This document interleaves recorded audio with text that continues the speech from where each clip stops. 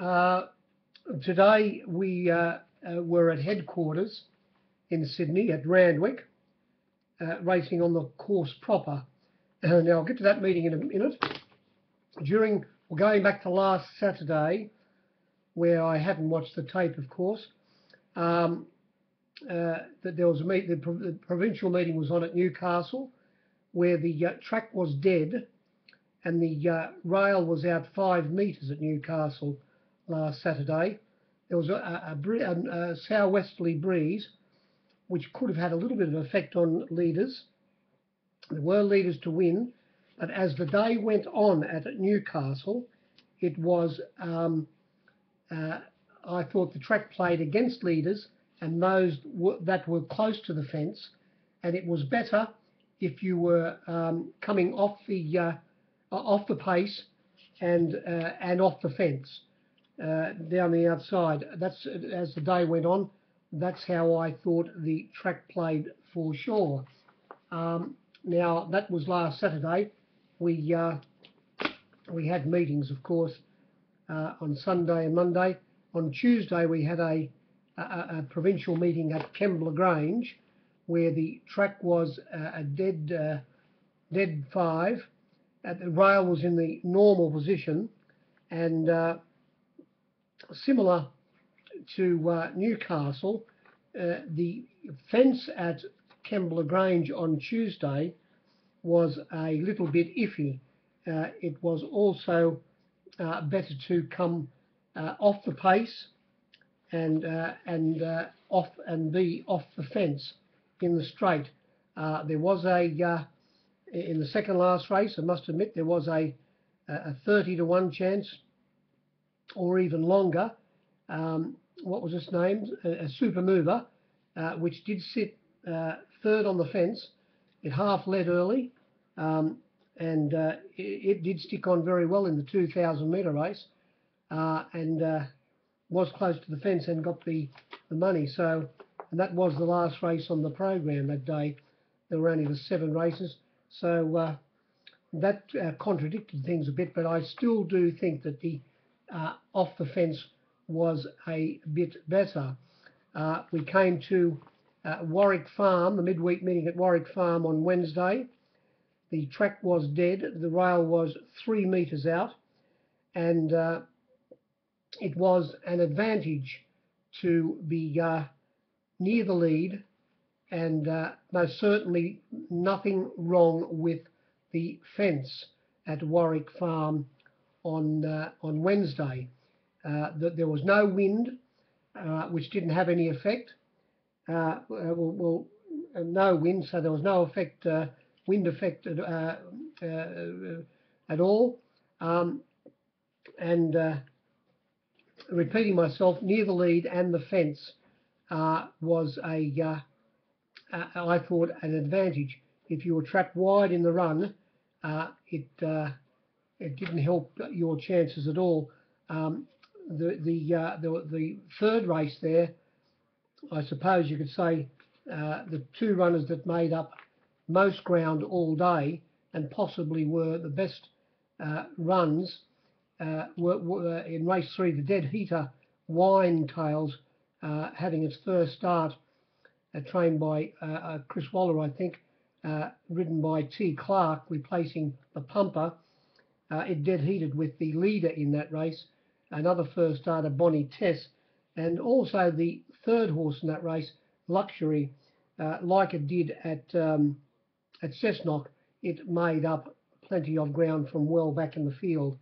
So those 2 runs might have had a little bit more merit than it looked, but near the lead at Warwick Farm and the fence was a bit of an advantage on Wednesday. We got to Gosford on Friday, with no provincials on the Thursday. There was a meeting at Taree. We went to Gosford on Friday. There was also a meeting at Dubbo. At Gosford on Friday, yesterday, the track was dead. The rail was 4 metres out from the 1600 to the winning post, and the track was a diabolical fence leaders and saving ground on the fence day. There wasn't, well, the only runner that wasn't on the fence, the only runner that wasn't on the fence and got home, well, there were two of them actually, and they were in race 7, Queenian, who sat in 4th position, won off the fence, and in the distance race 3, most probably had plenty on them, the favourite Hassan Choice, who came from 5th position, won off the fence to come wideish on the turn and round them up. Every other race was won by runners that were on the fence or saving ground on the fence or leading. Leading on the fence was a big advantage at Gosford on yesterday. Before the first race, there was a bit of a southwesterly, a light southwesterly blowing, and then that eased off to a situation where we had no wind until race 7 came along, and there was a fairly strong, well, not strong, but a good little solid southeaster, but still that wasn't that didn't have any effect on those that were leading on the fence getting home, or it didn't hinder them in any way.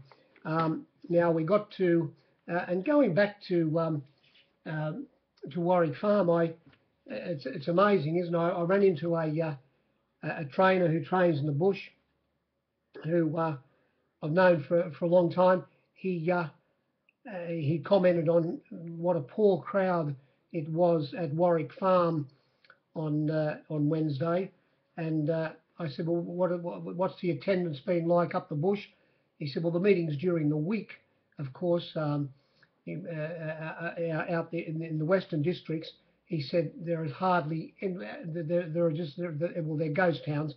There's only just a few patrons turn up. But he did say at the meeting at Parks, was last Saturday week or whenever it was, at the picnic meeting at Parks, he said you couldn't move. There would have been close to 5,000 people at the non-TAB Parks meeting when they last run, which was just recently, as I say. And it just goes to show you, it's a shame that I think these race clubs would have a more chance of surviving and making money racing, going back to the old style, racing of a Saturday and making them non-TAB meetings. And of course, you would get bookies betting on Sydney, Melbourne and Brisbane and all the interstate meetings, plus the locals. And I think you would get plenty of people attending. Whereas these midweek meetings, well, they're just put on for, they're put on for the sit-at-home non-TAB punters, aren't they? Now we got to today's meeting at Randwick, and at Randwick today, you had to adjust, and I must admit, I didn't adjust anywhere as well as I should have, because I had a pooey day, and it turned out the track, which was given out a dead 5, and the penetrometer was 5.45, and the rail was 7 metres out. The track was actually worse than the dead 5. It was, and as the day went on, became very chopped up, and it was on the worst side of slow. And it was, as it turned, there were runners that did come from behind. They did get pace. We saw Christy Lee in race 2 come from second last and easing off heels down the outside. And we also saw in the last race, although saving plenty of ground near the fence from midfield, the place to be today was the last winner, Oakfield Commands. So they did make up ground, but the place today at Randwick was to be on the fence and saving ground on the fence and near the lead, a bit of an advantage. Now, in this first race, we saw on the screen for the robots 106.3. There was about 3 less in the marketplace, about 103.5. And here we saw a delectation who was fairly easy in the betting. They said the best luck was $4. Well, there was mile of 4.40 on the fence, 4.60 given in the outside ring. Started $4.20, went straight to the lead, and then taken hold of by T. Aglin. Wanted to throw its head up and race with its head high, and got a very easy middle section, and then was able to then get on the bit and travel well, turning for home up the rise, and got a good break on the runner called Proactive, who was having its first start today for the Peter and Paul Snowden camp, coming from last, sitting on the outside of Brewery, who was in last position on the fence, coming down the outside to just fail by 0.2 of a length. The favourite in this race, Vavavini, well, it sat in the, it didn't lead. They wanted to try and lead, but they didn't. They couldn't. It sat in 4th position, 1 out, 1 back. It won that race at Hawkesbury by finding the bunny, and they, we all know now, were a fairly ordinary bunch, but it was never going to win this race. It was off the bit before the turn. When runner got to its outside, it doesn't appear to be too big either, and it was crowded for room, and it dropped out, and it ran last, the favourite, who was sensationally backed. They how much me at the finish at $2.60. It was $3 into starting 6 to 4, $2.50 at the end of betting. And it did dropped out at the finish and was beaten 7 lengths. The second horse in that race, Proactive, will obviously turn out to be the best horse in that race by far.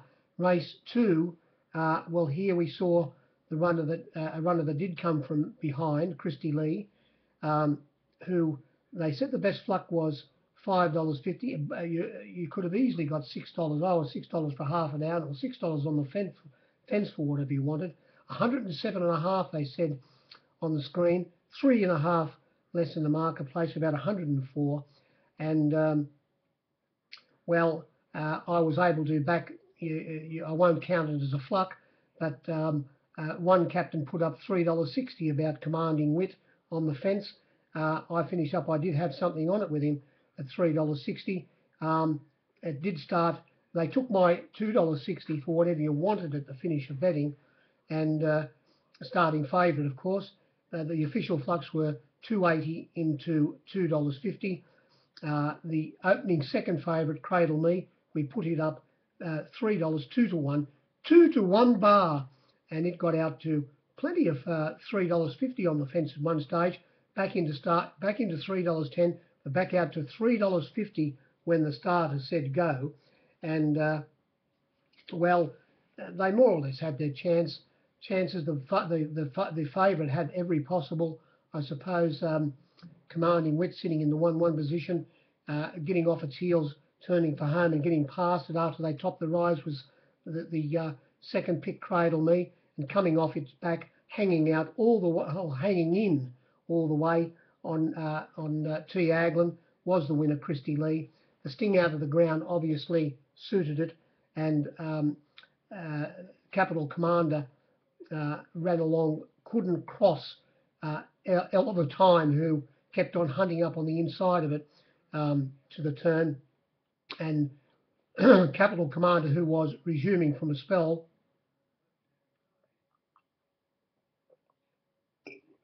today, it held on fairly, beaten 5.8 least, but they ran along at a good pace in this race, and as I say, the winner, well, he was able to ease off their heels and finish by far the best, winning by 1.3 lengths at the finish. So I thought its effort was very, very good. We came to race 3. They said there was 107.3 on the screen, only 104 in the marketplace, about 3 less. And here we saw the rider, Serge Lisney, who will come back as a puppy.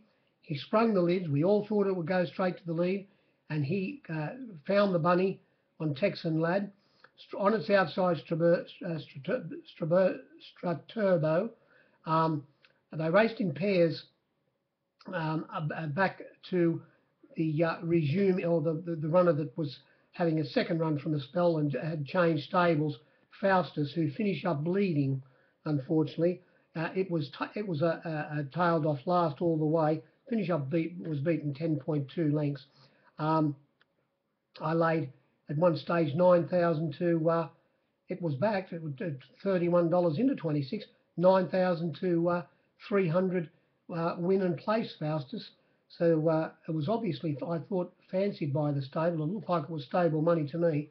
But as I say, finding the bunny was Texan Lad with the puppy on board, Serge, and he got a break on them after he shook off the Straturbo and got clear, and it was up to the runner that was on his back, who caused a bit of interference coming out at about the 50-metre mark, and that was the second favourite, Miss Alibi, who got a suck up behind it, and there was a protest third against second, Mount Nebo, who was interfered with at the 50-metre mark, but which was dismissed.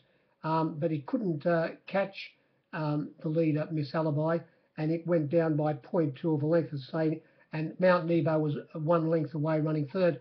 The flux here, I think the best luck, I think there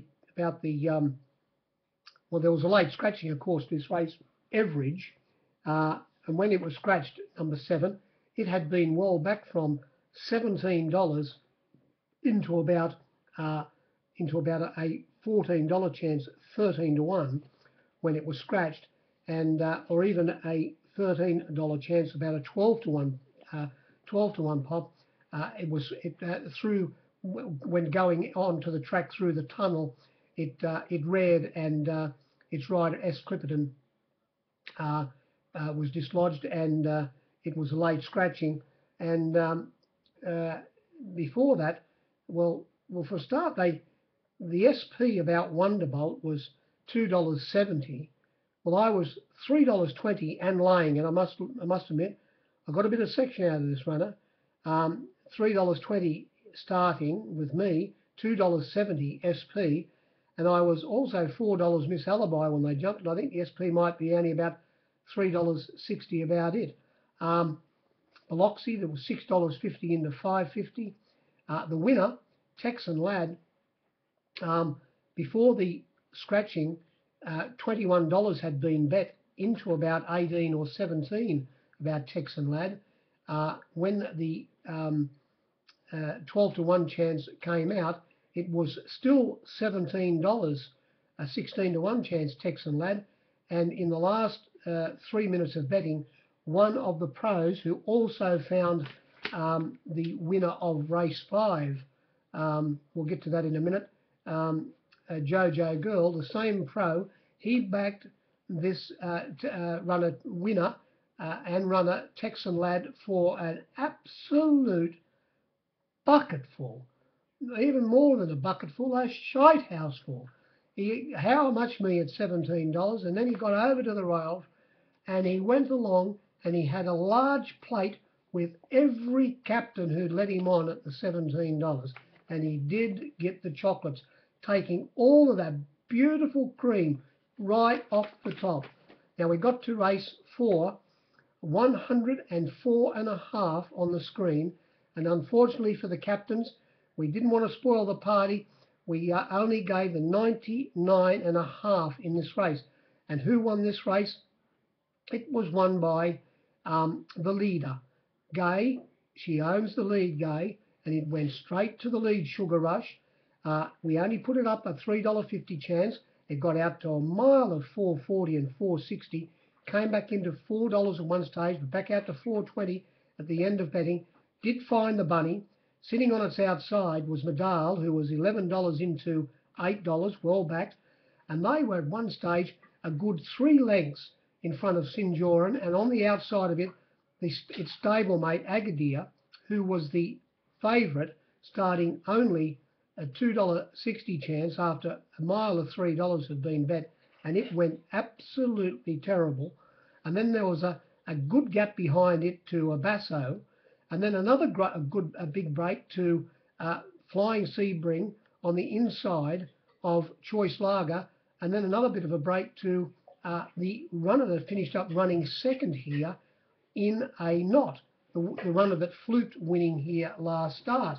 And it never left the 18 pence. Well, it did. It went around one runner, and that was Sinjoran, but finished close up on the fence, flying towards the finish of the race, to be only beaten by 0.2 of a length. The winner up in front, Gay owns the lead, controlled the race, ridden by Josh Parr, got clear after they topped the rise, well clear. Even at the 100-metre mark, it was good. It was 2 lengths clear, but then paddled, and as I say, only fell in. The first 4 horses, when they hit the line, there was only 0.7 of a length between them. It ran third. Medal, who sat on the outside of the leader, and a Basso, who was sat midfield, ran fourth. The favourite, who had wasn't on the fence, but gee whiz, went terribly. Agadir. It was $2.60 out of $3, back into $2.60, and its trainer, trained by John O'Shea for the Sheikh, he is suggesting, John O'Shea, that this runner maybe need gelding. So we'll see what the story is there.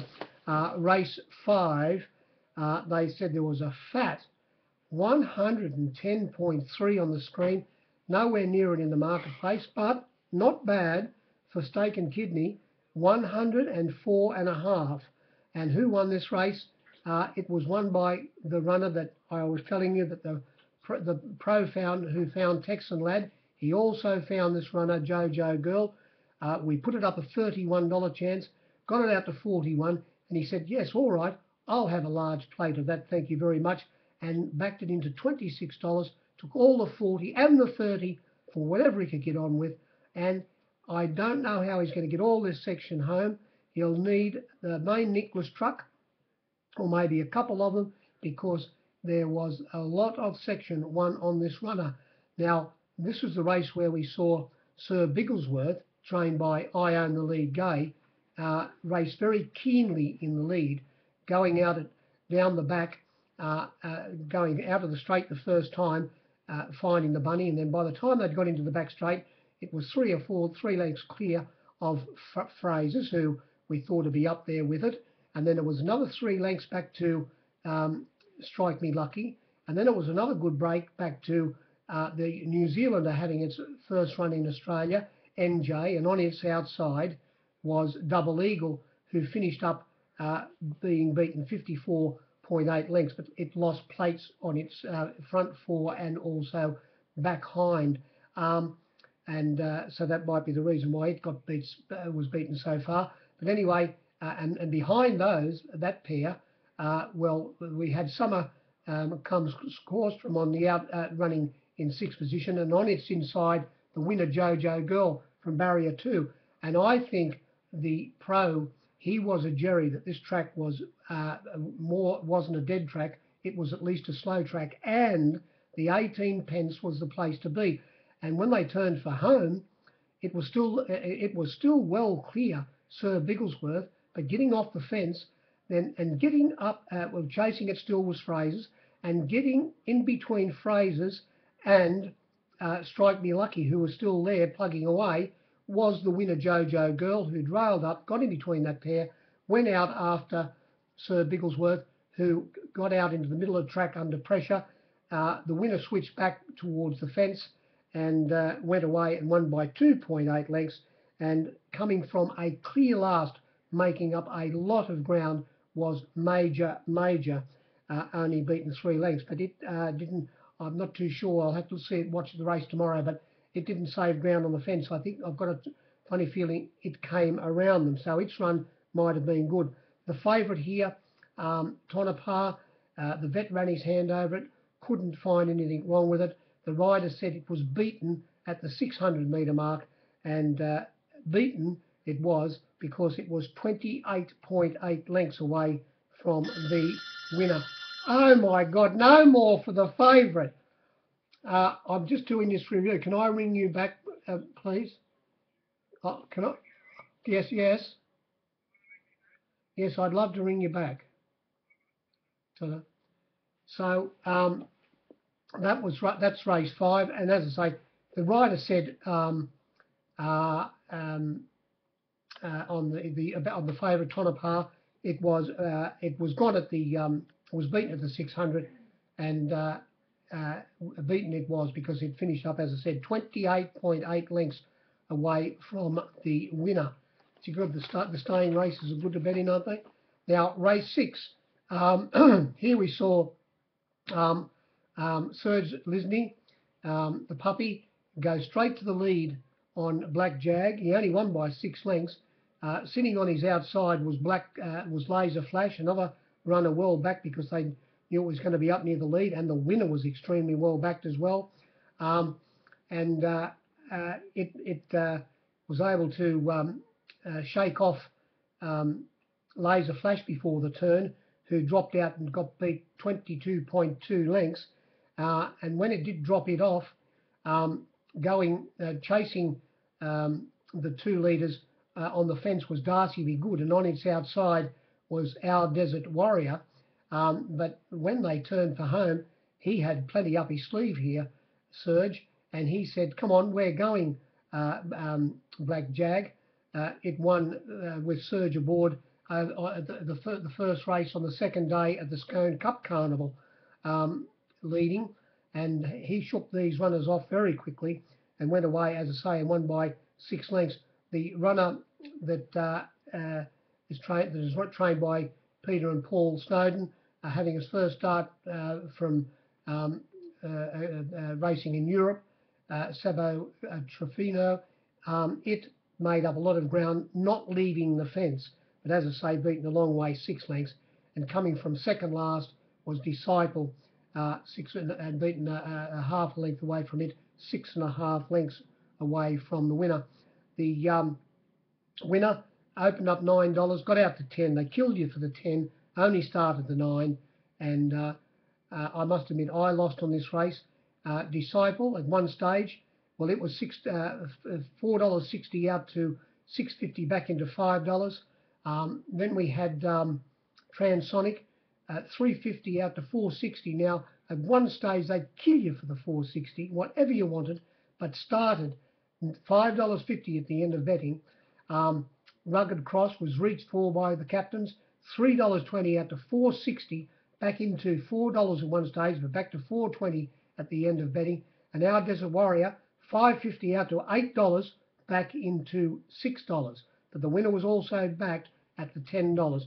There were quite a few runners backed in the race, and the winner very well backed, as I say. And Laser Flash, I didn't forget to back it. It was 15 or 17 for a long time in the betting, but only started a $16 or $15 chance, hard to get. Race 7, and in that race, I think I told you, there was 104.5 on the screen, 102 less in the marketplace, 102.5. Another race where there were losing figures for bookmakers in race 7. On the screen, a skinny 101.2. In the marketplace, 97.5. And here we saw the best back runner all day get the cash, and that was You'll Never. And we put it up a $5.50 chance. It got out to $6.50. The way the track was playing, I must admit, I didn't really like it. Not only the way the track was playing, but on its form. But if you had up $4.20 at the finish, they said, "You want 13 million to 4 million?" It was $6.50 into $4, 11 to 2 into 3 to 1 favourite, and got the cash. And one of the reasons it got the cash was the way this race was run. The After they'd sort of found their positions, all of a sudden the rank outsider in the field, Double Halo, ridden by Mrs. P. Smith, took off. She most probably couldn't hold it, and it took off and couldn't control the horse, to my eye, looking at it, and raced up to the two leaders, who were Ice Striker and also Corey Vecken, and they were running along a little bit, and getting a good run behind. That pair was Longshoreman, who finished up running third, having every possible chance, and on its inside, Landing, who was resuming from a spell and went like the betting suggested it would do. I'll get to that in a minute. But anyway, when this runner, Double Halo, when it took off, the pace was on sufficient enough for the back markers here to run on. And the runner that finished up running second and was also very well backed by one of the pros, Raining, which was $40 into $26, finished up running second, and it came from second last, whereas the winner came from fourth last, You'll Never, and the second place getter, Raining, trailing it up, sort of coming to the turn, and but failing to catch it by a half a length, and Longshoreman having every possible chance, running third after sitting behind the pace, beaten one length. And who ran fourth in this race? It came from well back as well, Specific Choice, from third last position. But the other pair that, well, the second horse that came from behind it was a better run. Yes, well, the runner that was extremely hard to lay here, and was about the only runner not backed in the, well, it was the only, there were three runners not backed in this race. They were Landing, who was resuming from a spell. We put it up 9-2, equal favourite. We put them up 9-2 the field. Longshoreman, Landing, the winner, You'll Never, also Cerberus, and also the bottom one, Specific Choice. So it was 1, 2, 3. We 9-2 the field, 9-2 each of 5. It was when the betting went up. Now Longshoreman was 9-2 to 11-2, back into $6, back out to 11-2. Now Landing was 9-2 to $9, so it was 9-2 to 8s. Cerberus, it was 9-2 to 13-2, back into 11-2. You'll Never was 9-2 out to 11-2 into 3-1 favourite, and Specific Choice was 9-2 out to 9-1, $10, back into $8. A very bad result for the captains. We came to the last, and here the winner, extremely well backed. I lost on this race as well. He got a good run up on the fence, but boy, did he find the line strong. And of course, first and second here, Zaratone, and also the winner, Oakfield Commands, were previously trained by Darren Smith, who has to front the Stipes shortly. Hope everything goes all right there. Now, we saw Zaratone from the outside alley here, 12 runners. It had the outside alley, the perfect alley for it. It came across, found the bunny, and held on very well, ridden by Killer Kath O'Hara. But at the finish of the race, was no match for the winner, who beat it by 1.3 lengths going away. Well, there was a runner that got trapped a little bit wide in the race, and that was up outside the leaders, Big Bonanza from barrier 9, from barrier 9, and or barrier 10 actually, and the winner, well, he sat just past midfield, went around one runner's heels, and then got back into the inside and eventually around the winner's heels, as I say, to win going away. And the runner that made up a lot of ground after being crossed, it drew inside Zaratone at the start, Chester Rhythm, One had Saratone barrier 12, Tester Rhythm barrier 11, and he copped a little bit of a check at the start and was then eased to a clear last. And after they'd gone 2.5 furlongs, Tester Rhythm was 2.5 lengths to 3 lengths behind the second last horse, who was maybe Hidden Kisses, or it could have actually been Barbed, or it might have been or Territory, who was the easing favourite. Very hard to lay Territory. And then by the time they got to the turn, he was in between runners, Tester Rhythm. On the fence in last position was Hidden Kisses. On its outside was Territory, the opening favourite. And did start. No, it didn't start favourite. It started second pick. Barbed finish up starting favourite, the bottom one, number 13. And Tester Rhythm, after being in between those two runners, turning for home, made up a lot of ground in between runners to only be beaten 1.4 lengths. Maybe if it was hadn't got chopped out at the start and had slotted in a little bit closer up and was to be able to get to the outside, maybe we might have seen a different result. But by the same token, the winner was doing better than Tester Rhythm, most probably on the line. As I say, well, we're going back to the flux. On the flux for the robots, 109.1. In the marketplace, only a 102, 7 less. These were the flux. I'll give you the flux in the entire race. Micmac was $19 out to 51. Unanimously was $9 out to $13. Zaratone was $8 out to 13, and I know I laid it well at one stage at $12, and then on my board when they jumped it was $15. Tester Rhythm didn't have a price, 9 out to 15. The Peak, having its second run after being in the worst ground last start, trained by the Cummings camp, was sensationally backed from opening up $10, got out to mile of 12, but only started $7, fairly hard to get. Territory, the opening favourite. Would the owners of Territory please step forward? They went home. They'd already left the track, or they mightn't have made it. It was $4 out to $6.50 Territory. You couldn't give it away. Title was 26 out to 41. Big Bonanza, $16 early into $13. I was 16 again when they jumped. It'd be returned a lot less. Hidden Kisses, sensationally backed, $7 out to $9, which you wouldn't see, back into $6.50. Recoinage, very, very hard to lay recoinage, more or less didn't have a price, $7 out to $13.